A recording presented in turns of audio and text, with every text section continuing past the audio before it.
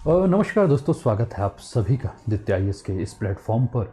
और दित्य आईएएस के इस प्लेटफॉर्म पर हम लोग फोकस करके एक सेशन लेकर आ रहे हैं जहां इसके पहले के जो आपके बिहार पब्लिक सर्विस कमीशन के मेंस के जो ऑप्शनल एग्ज़ाम हुए थे, ऑप्शनल पेपर ज्योग्राफी का, उसके प्रश्नों की हम चर्चा आपके साथ करेंगे। और जैसा कि 64वीं और 65वीं जो आपकी पीपीएससी के जो एग्ज़ाम हुए उनके प्रश्नों पर हम चर्चा करेंगे और देखेंगे कि वो जो प्रश्न आए, अगर इस प्रकार के प्रश्न भविष्य में भी आते हैं तो आप उसके उत्तर कैसे लिख सकते हैं, और जो प्रश्न आए हैं उसके उत्तरों के अंदर जो उत्तर आप लिखेंगे वो सारगर्भित उत्तर आपके कैसे हों, इन्हीं सारी चीज़ों पर बात करेंगे।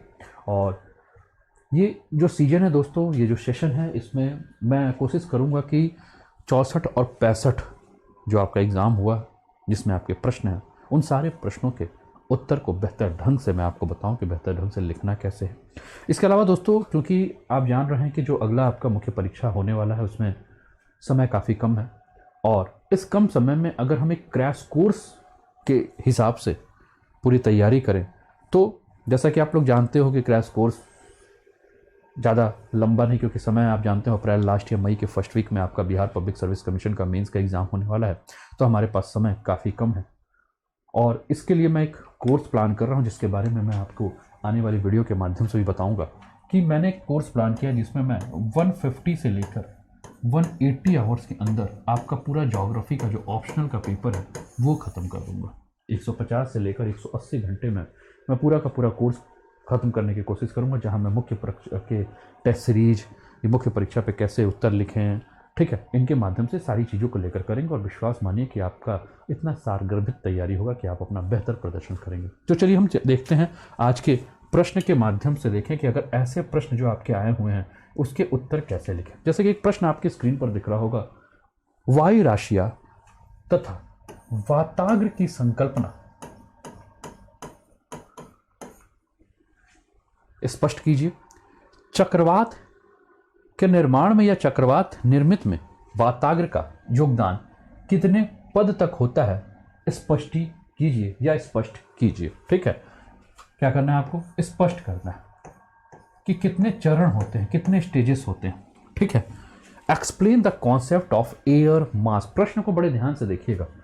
एयर मास यानी कि आपसे वायु राशियों के बारे में प्रश्न पूछा जा रहा है कि वायु राशियां। दूसरा प्रश्न आपसे पूछा जा रहा है, इसी में प्रश्न का एक अंदर और भी टॉपिक है, एक और पॉइंट है वाताग्र। ठीक है, यानी कि आपको जो आंसर देना है सीधा प्रश्न है, ज़्यादा दिमाग नहीं लगाना है। आपको एयर मास का कॉन्सेप्ट एक्सप्लेन कर देना है, आपको फ्रंट का कॉन्सेप्ट क्या करना है, एक्सप्लेन कर देना है। ठीक है, उसके बाद फिर प्रश्न देखिए। इस प्रश्न के अंदर आप देखेंगे तो आपको 3 प्रश्न नजर आएंगे।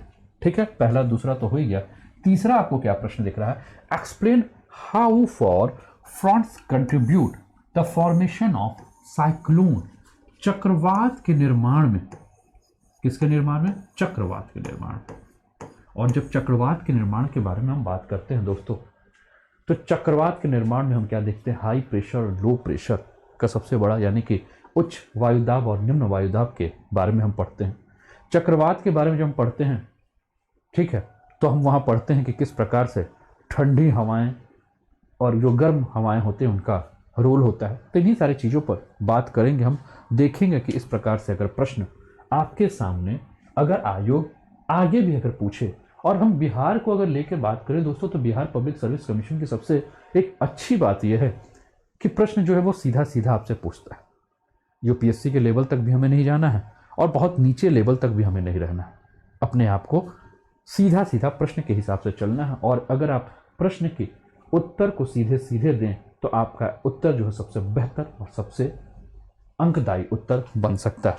तो अगर आपसे ये प्रश्न पूछे तो जब सबसे पहला प्रश्न में क्या है, वायु राशि के बारे में बात किया गया है, एयर मास के बारे में बात किया गया है कि एयर मास है क्या, वायु राशि है क्या। ठीक है, तो वायु राशि यानी कि हम कहां पहुंच गए, एटमॉस्फेयर में, वायुमंडल में। वायु कहाँ मिलेगा, वायुमंडल में तो मिलेगा ना। और इसके पहले की जब आपने मेरी वीडियो देखी होगी जहां मैं आपको वायुमंडल के बारे में, एटमॉस्फेयर के बारे में बता रहा हूं, तो मैंने वायुमंडल के बारे में बड़ा एक्सप्लेन किया है कि वायुमंडल के अंदर जो वायुमंडल यानी कि कंपोजिशन ऑफ एटमॉस्फेयर, वायुमंडल का संगठन कैसे कैसे होता है। फिर हम आ जाते हैं यहाँ, तो हम देखते हैं दोस्तों वायुमंडल में जो वायु राशियां होती हैं, ठीक है, तो वायुमंडल में हम क्या देखते हैं कि ऊंचाई के साथ साथ वायु राशियों में या ऊंचाई के साथ साथ हम जो सघनता, जो डेंसिटी देखते हैं उसमें हमें अंतर देखने को मिलता है। अगर हम अपने स्थल मंडल के आसपास रहें तो हमें देखने को मिलेगा कि जो वायु मंडल है उसमें सघनता अधिक है, और जैसे जैसे हम नीचे से ऊपर की तरफ जाएं वैसे वैसे हमें क्षैतिज रूप से, जब हम आप देखें लंबवत रूप से अगर आप देखें, वर्टिकली डायरेक्शन में आप देखेंगे तो आपको सघनता में अंतर महसूस होने लगेगा, ठीक है। इसके साथ साथ अगर हम वायु राशियों के बारे में बात करें दोस्तों, तो अगर हम 0 डिग्री से 90 डिग्री तक जाएं, क्योंकि 0 डिग्री से 90 डिग्री तक जाने में हम क्या देखते हैं कि सबसे पहला जो परिवर्तन होता है वो परिवर्तन होता है किसका? तापमान का, टेम्परेचर का। और उसका मुख्य कारण क्या है? सूर्य का, जो सूर्य की किरणें हैं उनका तिरछापन। आप जानते हैं दोस्तों कि सूर्य की जो किरणें हैं वो आपके कर्क रेखा से लेकर मकर रेखा, यानी कि जो आपका उष्णकटिबंधीय क्षेत्र है, इसमें हमें सूर्य की किरणें जो है वो सही देखने को मिलती है। चाहे हम समर सोलस्टिक में हम देखेंगे कर्क रेखा के ऊपर 21 जून में सूर्य की किरणें जो है आपकी लंबवत पड़ती है। उसके बाद सूर्य की किरणें जो हैं वो दक्षिणायन होने लगती है। और इस पे हम जब प्रश्न देखेंगे, एक और भी टॉपिक जब आप देखेंगे भारतीय मॉनसून पे जब आपसे प्रश्न पूछेगा, तब आपको ये जो सूर्य का उत्तरायण और दक्षिणायन उसका रोल आपको आगे समझ में आएगा जब हम भारत के मॉनसून पे प्रश्नों पर चर्चा करेंगे जो कि बिहार ने आपसे पूछा है।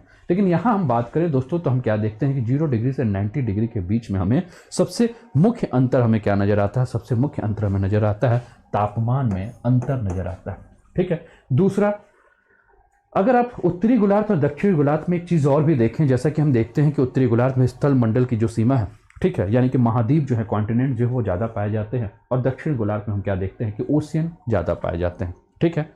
तो आप जब देखेंगे कि आप निम्न अक्षांश से उच्च अक्षांश की तरफ जाएं, चाहे आप उत्तरी गोलार्ध में चाहे दक्षिणी गोलार्ध में आप जाएं, तो आप देखेंगे कि स्थान स्थान के आधार पर आपको आर्द्रता यानी कि ह्यूमिडिटी में भी आपको अंतर देखने को मिलेगा। इसमें ह्यूमिडिटी में भी अंतर देखने को मिलेगा। एक तो अंतर हमने कहा कि टेम्परेचर में आपको देखने को मिला, और दूसरा अंतर हमने क्या देखा कि ह्यूमिडिटी में भी अंतर मिलेगा, ठीक है। जहां आपके स्थल है वहां आपको ह्यूमिडिटी कम, आर्द्रता कम देखने को मिलेगा। क्यों? क्योंकि वहां वाष्पीकरण तो होगा, लेकिन वाष्पीकरण का जो दर है, ठीक है, उसमें नीचे अगर आपके जल होंगे नहीं तो वाष्पीकरण तो उतना नहीं होगा, ठीक है। साथ साथ हम क्या देखेंगे कि स्थान में परिवर्तन, यानी कि सूर्य की किरणों का जब तिरछापन होगा, ठीक है, तो ताप में परिवर्तन होगा, और ताप में परिवर्तन होगा तो वाष्पीकरण का जो दर है उसमें भी हमें, यानी कि रेट ऑफ इवापोरेशन जो है उसमें भी हमें क्या देखने को मिलेगा? अंतर देखने को मिलेगा, ठीक है। तो हम क्या देखेंगे कि वायु राशियां जो हैं वो क्या होती हैं आपकी वायु राशियों के परिवर्तन में, ठीक है, आपका एक तो लंबवत हम देख ही रहे हैं, ठीक है, वर्टिकली तो हम देख ही रहे हैं, लेकिन साथ साथ हम क्या देख रहे हैं कि क्षैतिज रूप से भी हमें काफी सारी परिवर्तन देखने को मिलती है, ठीक है। इसके अलावा हम बात करें दोस्तों तो वायु राशि की जो उत्पत्ति होती है, ठीक है, वो आपका विस्तृत समतल भूतल पर वायुमंडलीय जो सभा आपकी जो दशाएं होती हैं उस दशाएं के आधार पर वायु राशियों की उत्पत्ति होती है, ठीक है। यानी कि अगर आप देखें तो जो मरुस्थलीय क्षेत्र होगा तो मरुस्थलीय क्षेत्र की जो दशाएं होंगी उस दशाएं पर वहां की वायु राशियों का नामांकन होगा। जो आपका महासागरीय क्षेत्र होगा, जो आपका पर्वतीय क्षेत्र होगा, तो इस आधार पर आपके क्या होंगी वायु जो राशियां हैं उनकी दशाएं जो हैं वो परिवर्तित होती रहेंगी, ठीक है। अब वायु राशियों जो है जिनका हम नामांकन वायु या एयर मास के रूप में जब नामांकन करते हैं तो उसके लिए क्या है कि उसके सबसे अधिक प्रमुखता हम क्या देखेंगे कि अपेक्षित समय तक स्थिर होती हैं, ताकि वायु में धरातल की आर्द्रता तथा तापक्रम संबंधी विशेषता समाहित हो सके। अब वायु राशियां जो होंगी किसी निश्चित स्थान या किसी विशेष स्थान पर अधिक देर तक क्या होती हैं वो स्थिर होती हैं, और जब स्थिर होंगी तभी तो वहां के जो उसकी प्राकृतिक या जो उसके नेचुरल जो संगत से, ठीक है, वो वैसी हो जाएंगी। अगर आपके ऐसे जगह पर रहेंगे जहां का तापमान उच्च है तो वायु राशि गर्म हो जाएगी, ऐसे जगह पर रहेगी जहां का तापमान निम्न है तो वायु राशि ठंडी हो जाएगी। यानी कि स्थान विशेष के आधार पर इसकी स्थिरता क्या करती है, इसकी विशेषता को निर्धारित करती है, ठीक है। इसके अलावा हम बात करें दोस्तों तो एक बार इसकी उत्पत्ति हो जाने पर स्थिर नहीं रहती वरन आगे की। अब देखिए वायु राशियां जो होती है, मान लीजिए कोई नीचे से क्या हुआ कि उसको वायु राशि को नीचे से मान लीजिए कि उच्च तापमान है, ठीक है। अब उच्च तापमान के कारण वायु राशि क्या हो गई, गर्म हो गई। तो गर्म होने के बाद उसकी स्थिरता की जरूरत तो नहीं होगी ना, क्योंकि वायु क्या होगी, प्रवाह होगी, वेगवान होगी, मोबाइल नेचर का होगा, और उसकी जो मोबिलिटी है वही तो उसको पवन के रूप में इसको निर्धारित करती है। ठीक है, इसके अलावा हम बात करें दोस्तों तो ये जो वायु राशियां हैं वो तापमान एवं आर्द्रता संबंधी दशाओं को भी परिमार्जन करती हैं। तो आपको अपने उत्तर में क्या लिखना है कि मौलिकता आप दिखाइए। एग्जामिनर को ये लगे कि आपका जो उत्तर है उसमें काफी मौलिकता है, आप ज्योग्राफी को रट नहीं रहे हैं, आपको विषय की समझ है और विषय की समझ के साथ आप क्या कर रहे हैं, अपने उत्तर को लिख रहे हैं। ठीक है, इसके अलावा हम क्या देखें तो प्रकृति के अनुसार वायु राशि शीतल एवं उष्ण हो सकती है। किसी वायु राशि को शीतल उष्ण वायु राशि तब कहा जाता है जब उसका धरातल का तापमान जिसके ऊपर वायु राशि गतिमान हो रही है अपेक्षाकृत अधिक कम है। ठीक है, यानी कि धरातल के तापमान से और वायु राशि के तापमान में अंतर जब रहे, ठीक है, धरातल का तापमान ठंडा है, वायु राशि का तापमान गर्म है, तो कहा जाएगा कि वो गर्म वायु राशि है। धरातल का तापमान गर्म है, वायु राशि जो है ठंडी है, तो क्या कहा जाएगा, शीतल वायु राशि या ठंडी वायु राशि है। ठीक है, अब यहां तक तो हमने समझ लिया। प्रश्न में क्या पूछा है, प्रश्न में एक बात और भी पूछा है आपसे, वाताग्र के बारे में पूछा है कि वाताग्र क्या है, फ्रंट क्या है, व्हाट इज फ्रंट। तो दोस्तों अब यहां तक तो आपने वायु राशियों को देख लिया। ठीक है, अब दो विपरीत प्रकार की वायु राशियां, कैसी कैसी वायु राशियां, एक आपकी ठंडी वायु राशि और एक आपकी गर्म वायु राशि। दो विपरीत प्रकार की वायु राशियां जब हैं, जब इन वायु राशियों के बीच में क्या होगा, जब ये दोनों आपस में मिलेंगी तो जिस जगह पर मिलेंगी उस जगह को क्या कहा जाता है, ठीक है, वाताग्र बिंदु, और इसी से निर्माण होता है आपका क्या, फ्रंट का और वाताग्र का।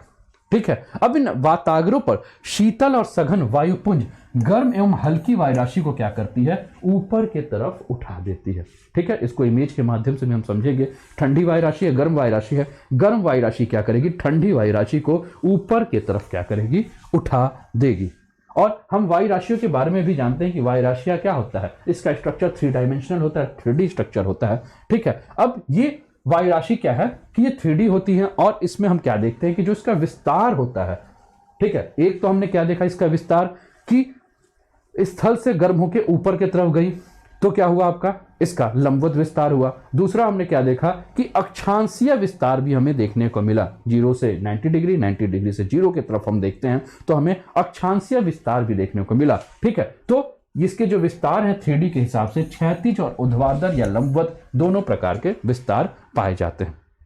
ठीक है, वायु राशियों के तापमान एवं आर्द्रता में जितना अधिक अंतर होता है उनके संक्रमण क्षेत्र में उतना ही कम मिश्रण होता है। अब जितना मान लीजिए बहुत ज्यादा गर्म होगा या बहुत ज्यादा ठंडा होगा, ठीक है, अब ज्यादा अगर यानी कि दोनों का नेचर, अब मान लीजिए कि दो मित्र हैं, मित्र नहीं है, दो लोग हैं, अब दोनों का नेचर एकदम अलग है। अब भाई जब दोनों का नेचर एकदम अलग होगा, मान लीजिए आप हैं राम कुमार और आपके साथ कोई आपके क्लास में या आप ऑफिस में कहीं भी हैं, वहां श्याम कुमार है। ठीक है, अब आपको राम कुमार और श्याम कुमार का पूरा पूरा सोच ही अलग है। अब उनसे कहा जाएगा कि आप मित्र बन जाइए, तो कैसे मित्र बनेंगे। लेकिन पता चला कि राम और श्याम के बीच में एक व्यक्ति है जिसका नाम है मोहन। ठीक है, अब मोहन के अंदर जो गुण हैं वो राम के गुण से भी मिलते हैं और श्याम के गुण से भी मिलते हैं। ठीक है, तो मोहन के लिए क्या है कि राम के साथ भी मित्रता अच्छा कर सकता है और श्याम के साथ भी मित्रता अच्छा कर सकता है। सेम हम यहां क्या देखेंगे कि अगर वायु राशियों के बारे में अगर हम बात करें तो वायु राशियों के तापमान में जितना अंतर होगा उतना ही उनका मिश्रण जो है वो क्या होगा, मुश्किल होगा। और जितना उनके तापमान में अंतर कम होगा, यानी कि जितनी उनकी प्रकृति समान होगी, उतना मिश्रण जो है वो आसान हो जाएगा। ठीक है, अब एक बात और भी हम कहें तो जो इनका जिस प्रकार से मान लीजिए कि अब राम कुमार और श्याम कुमार के बारे में मैंने बात किया, अब दोनों के अंदर जब हम देखेंगे कि दोनों के विचार मिलते नहीं है, दोनों के सोच नहीं मिलते हैं, ठीक है, तो क्या वो साथ में ज्यादा समय बिताएंगे, नहीं बिताएंगे ना। लेकिन मोहन को हम देखें तो राम कुमार के साथ भी और श्याम कुमार के साथ भी क्या है, इनके विचार मिल रहे हैं। ठीक है, तो ज्यादा समय बिताएंगे। ठीक है, सेम यहां हम क्या देखेंगे कि जिस प्रकार की वायु राशियां होंगी, अगर उनके बीच में तापमान में ज्यादा अंतर होगा, प्रकृति में ज्यादा अंतर होगा, तो उनका संक्रमण क्षेत्र का जो है उतना ही कम होगा। ठीक है, और उनकी प्रकृति में अंतर अगर कम होगा तो उनका संक्रमण क्षेत्र जो है उसी हिसाब से ज्यादा होगा या चौड़ा होगा। ठीक है, तो ये आपको ये समझ में आ गया कहां, वाताग्र के बारे में। अब हम बात करें दोस्तों कि प्रश्न एक और भी उसने पूछा है। प्रश्न आयोग ने क्या किया आपसे, अगला प्रश्न आपके आयोग ने आपको यहां तक समझ में आ गया वायु राशियां और वाताग्र की संकल्पना। अब हम अगले पॉइंट पे चल जाते हैं, जो अगला प्रश्न है, चक्रवात की निर्मित में वाताग्र का योगदान कितने पद तक होता है, स्पष्ट कीजिए। ठीक है, अब बात किस पे कर रहा है, बात कर रहा है चक्रवात। अब चक्रवात के बारे में हम जानते हैं कि चक्रवात क्या होता है दोस्तों, चक्रवात दो प्रकार का होता है। ठीक है, एक आपका ट्रॉपिकल रीजन में आने वाला जो चक्रवात होता है, इसको हम क्या कहते हैं, ट्रॉपिकल साइक्लोन कहते हैं। क्या कहते हैं मित्र, इसको हम कहते हैं ट्रॉपिकल साइक्लोन। और एक आपका टेम्परेट रीजन में जो आने वाला है, इसको हम क्या कहते हैं, टेम्परेट साइक्लोन कहते हैं। क्या कहते हैं, टेम्परेट साइक्लोन। बात पे ध्यान रखिएगा, चक्रवात पूछा है ना कि प्रति चक्रवात पूछा है, साइक्लोन पूछा है ना कि एंटी साइक्लोन पूछा है। ठीक है ना, समझिएगा। तो टेम्परेट साइक्लोन की बात करें तो ये कौन सा रीजन होगा, ये आपका 66 डिग्री नॉर्थ और साउथ का रीजन होगा। और इसके बारे में बात करें तो ये ट्रॉपिकल, यानी कि जो दोनों ट्रॉपिक्स हैं, 23.5 नॉर्थ और 23.5 साउथ का एरिया है, ये नॉर्थ साउथ 66 डिग्री का एरिया। ठीक है, तो दो प्रकार के चक्रवात हैं। ये पूछ रहा है कि चक्रवात के उत्पत्ति में वाताग्र की जो भूमिका है वो आप बताइए। ठीक है, तो चक्रवात की उत्पत्ति में वाताग्र की क्या भूमिका है। ठीक है, तो हम इसको देख सकते हैं और इसको एक इमेज के माध्यम से भी हम देखेंगे। ठीक है, लेकिन अगर हम इस सिद्धांत के अनुसार बात करें दोस्तों, तो जो आपका टेम्परेट साइक्लोन है, यानी कि शीतोष्ण कटिबंधीय चक्रवात है, उसकी उत्पत्ति जो होती है, उसकी उत्पत्ति में वाताग्रों का जो है वो बहुत बड़ा रोल है। और वाताग्रों के बारे में हमने क्या बताया कि जब दो विभिन्न वायु राशियां, विभिन्न तापक्रम वाली वायु राशियां जब विपरीत दिशाओं से आकर आमने सामने से मिलती हैं तो क्या होता है, वाताग्र का निर्माण होता है। इसमें हमने बात किया। अब जब हम टेम्परेट साइक्लोन के बारे में बात कर रहे हैं, जब हम बात शीतोष्ण कटिबंधीय चक्रवात के बारे में बात कर रहे हैं, तो इसमें दो विपरीत वायु राशियां कहां से होंगी। एक वायु राशि जो होगी वो आपके पोलर रीजन से आएगी, यानी कि ये आपके ध्रुवीय क्षेत्र से आएगी। और ये ध्रुवीय क्षेत्र से जो आएगी वो कैसी होगी, कोल्ड एयर मास होगी। ठीक है, यानी कि आपकी क्या होगी, ठंडी वायु राशि होगी। होगी ना भाई, ठंडी वायु राशि होगी कि नहीं होगी, होगी। ठीक है, लेकिन एक अगर हम बात करें कि दूसरी जो आएगी वो कहां से आएगी, उष्ण कटिबंधीय क्षेत्र से ये वायु राशि आएंगी, यानी कि ये कहां से आएंगी, ट्रॉपिकल रीजन से आएंगी। और ट्रॉपिकल रीजन से आएगी तो कैसी होगी, गर्म वायु राशि होगी, वार्म, किस प्रकार की होगी, वार्म एयर मास होगा ना, कैसा होगा, वार्म एयर मास होगा। अब ये दो विपरीत प्रकार की जो चक्रवात आएंगे, ठीक है, इससे क्या होगा, इसके माध्यम से हम इस चक्रवात को क्या कर सकते हैं, इसके माध्यम से हम इस चक्रवात को समझने की कोशिश करेंगे। ठीक है ना, ठीक है।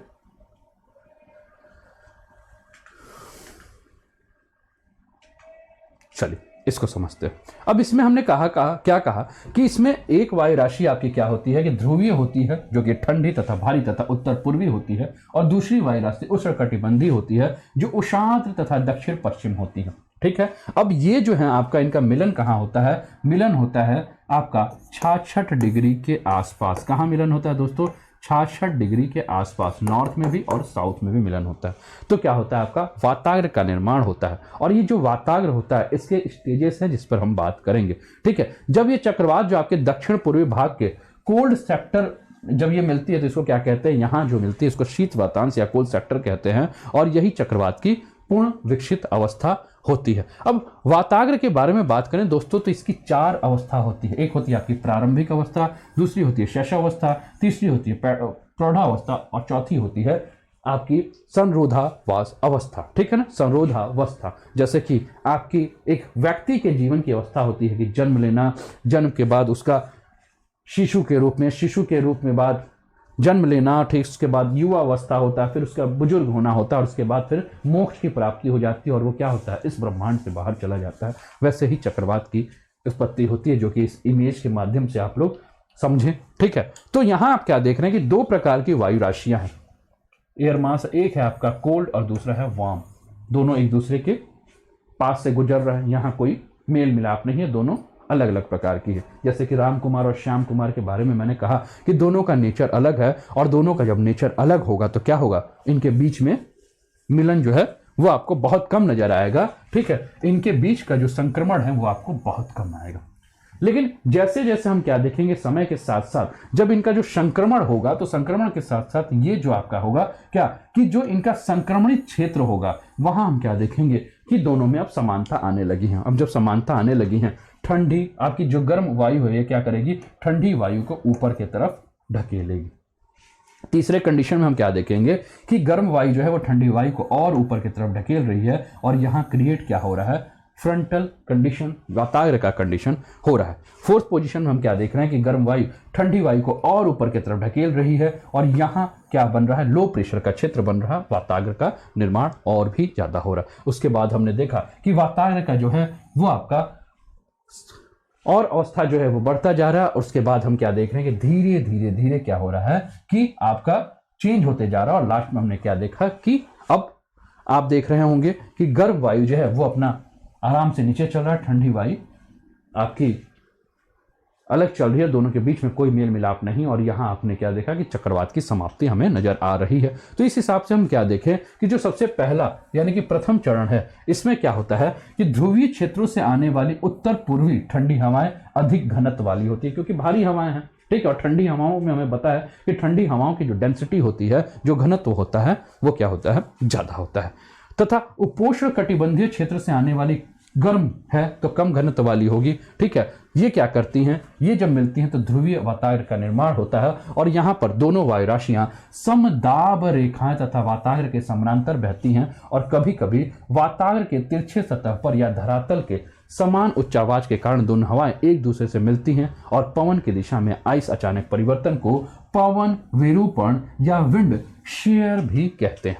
ठीक है, दूसरी अवस्था में चले तो इस अवस्था में क्या होता है कि जो दक्षिण पश्चिम से ध्रुवीय वाताग्र जो है वो क्या करती है कि ध्रुवीय जो ठंडी वायु के प्रदेश में प्रवेश करती है तो हल्की होने के कारण ऊपर की तरफ उड़ जाती है, जिसके कारण वहां निम्न दाब का केंद्र स्थापित हो जाता है और इस निम्न दाब की ओर हवाएं चारों तरफ से झपटती है तथा यहाँ चक्रवात का निर्माण हो जाता है। ठीक है, और यहां हम देखेंगे तो ध्रुवीय वाताग्र के पूर्वी भाग में उष्ण वाताग्र और पश्चिमी भाग में शीत वाताग्र का निर्माण होता है। ठीक है, तो हम यहाँ इमेज में हम क्या देखेंगे कि हम क्या देख रहे हैं कि यहां आपका लो प्रेशर का क्षेत्र बना और यहां आपका क्या बना, यहां आपका वार्म फ्रंट और यहां आपका कोल्ड फ्रंट बना। लो प्रेशर का हुआ तो हवाएं क्या हुई, आके झपटने लगी। तीसरी आप ई वाला जो इमेज दिख रहा है उसके माध्यम से आप इसको और अच्छे से समझ सकते हैं। ठीक है, तीसरा चरण हम क्या देखेंगे कि उष्ण वाताग्र के सहारे गर्म हवा ठंडी हवा के ऊपर स्वतः चढ़ती है, अर्थात यहाँ उष्ण वायु आक्रामक होती है, जिसके विपरीत शीत वाताग्र के सहारे ठंडी वायु गर्म वायु को ऊपर ढकेलती है, अर्थात यहाँ ठंडी वायु आपकी आक्रामक हो जाती है। चौथे चरण में देखेंगे तो इस चरण में पूर्वी भाग में गर्म वायु के आगमन के साथ ही न्यून दाब जो है वो तीव्र हो जाता है, जिसकी वजह से अगल बगल की हवाएं तेज हो जाती हैं, जिससे शीत वाताग्र उष्ण वाताग्र की अपेक्षा तेजी से आगे बढ़ता है और दोनों वाताग्र एक दूसरे से मिल जाते हैं और इसे अधिविष्ट वाताग्र या ऑकुलेट फ्रंट का निर्माण होता है। और सबसे लास्ट जो स्टेज आता है उसके बारे में, जो कि फिफ्थ स्टेज है, पांचवा स्टेज है, इसमें हम क्या देखते हैं कि उष्ण वृत्त वायु वृत्तांश शीत वायु वृत्तांश से पूरी तरह से अलग हो जाता है। अब दोनों क्या होते हैं कि एकदम जो आपका कोल्ड सेक्टर है या जो आपका वार्म सेक्टर है वो दोनों क्या होते हैं, अलग हो जाते हैं और उष्ण वायु राशि में विलीन हो जाते हैं और पुनः ध्रुवीय वाताग्र का निर्माण हो जाता है। यहाँ चक्रवात पूरी तरह से अब क्या होता है, समाप्त हो जाता है। तो यहाँ हमने क्या देखा कि चक्रवात का निर्माण कैसे हुआ, चक्रवात अपने चरम अवस्था में कैसे था और कैसे चक्रवात का क्या हुआ, अंत हुआ, ये सारी चीजों को हमने देखा। तो प्रश्न अगर आपसे ये पूछे तो आप इस माध्यम से क्या कर सकते हैं, जब आपका कॉन्सेप्ट क्लियर हो तो आप उत्तर लिख सकते हैं। आपने देखा कि किस प्रकार से सबसे पहले प्रश्न था कि वायु राशि यानी कि एयर मास समझाइए। आपने वायु राशि एयर मास को समझा दिया और समझाया कि किस प्रकार से वहां के स्थल की प्रकृति के आधार पर वहां की वायु राशि होगी। दूसरा उसमें था कि वाताग्र क्या होता है, वो आपने समझाया कि दो विपरीत प्रकार की जब वायु राशियों के बीच में मेल होता है तो वाताग्र का निर्माण होता है। और तीसरा आपसे पूछा कि चक्रवात का निर्माण कैसे होता है, तो आप यहाँ एक लाइन में समझा सकते हैं कि चक्रवात जो है वो दो प्रकार के होते हैं। ठीक है, उष्ण क्षेत्र यानी कि ट्रॉपिकल साइक्लोन, दूसरा आपका टेम्परेट साइक्लोन, और इसके माध्यम से आप फिर समझा सकते हैं कि किस प्रकार से अवस्था आई और पहला आपका जो अवस्था, फिर दूसरी अवस्था, तीसरी अवस्था, चौथी अवस्था और पांचवी अवस्था आप इसके माध्यम से समझा सकते हैं। उम्मीद करता हूं कि आपको ये समझ में आया होगा। इसके बाद मैं दूसरी और भी वीडियो जो कि आपके मेंस के क्वेश्चन के आंसर कैसे लिखें इस पर आप बात कर सकते हैं, इसको लेकर हम आपके सामने जल्दी उपस्थित होंगे। और एक मैं आपको शेड्यूल भी आपको दे दूंगा कैसे 150 से 180 घंटे में मैं क्रैश कोर्स के माध्यम से ज्योग्राफी खत्म करूंगा। तो फटाफट आप सभी लोग जुड़ जाइए। कोई दिक्कत हो तो नंबर आप लोग के पास है ही, आप मुझे कांटेक्ट कर सकते हैं। ओके बाय, टेक केयर, जय हिंद, जय भारत।